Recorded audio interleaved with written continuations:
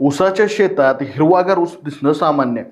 पण त्याच शेतात जर लाखोंचा गांजा लपवून त्याची लागवड होत असेल तर बीड जिल्ह्यातील धारूर तालुक्यात पोलिसांनी केलेल्या धाडीत असाच एक धक्कादायक प्रकार उघडकीस आलाय. बीड जिल्ह्यातील धारूर तालुक्यातील काटेवाडी शिवारात पोलिसांनी एक मोठी कारवाई करत ऊसाच्या शेतात सुरू असलेली बेकायदेशीर गांजाची लागवड उद्ध्वस्त केली आहे. या कारवाईत तब्बल 97 किलो आणि 472 ग्रॅम गांजा, ज्याची अंदाजे किंमतच 19,49,440 रुपये इतकी बाजारभावानुसार आहे, ते जप्त करण्यात आलं. पोलिसांना 28 जुलैच्या रात्री गोपनीय माहिती मिळाली होती की काठेवाडी येथील गट क्रमांक 37 मधील ऊसाच्या शेतात गांजाची लागवड केली जाते. या माहितीच्या आधारे धारूर पोलिसांनी महसूल विभागाच्या काही अधिकाऱ्यांसह संयुक्त पथक तयार करून घटनास्थळी छापा टाकला.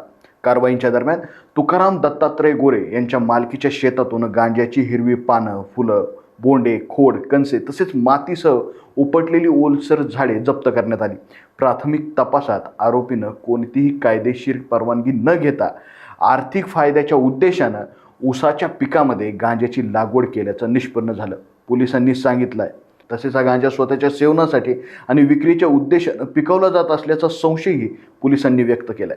सध्या पोलीस या प्रकरणाचा अधिक तपास करतायत. या गांजाची विक्री नेमकी कुठं आणि कोणाकडे होत होती, तसंच या रॅकेटमध्ये आणखी कोणाचा सहभाग आहे याचाही शोध पोलीस घेत आहेत. आता प्रश्न असा उपस्थित होतोय की शेतीच्या आड सुरू असलेल्या अशा बेकायदेशीर अंमली पदार्थांच्या लागवडीवर कायमस्वरूपी आळा बसणार आहे का नाही, आणि अशा प्रकरणामागं फक्त एकच शेतकरी आहे की यामागे एखादं मोठं रॅकेट कार्यरत आहे, हे पाहणं महत्त्वाचं ठरेल.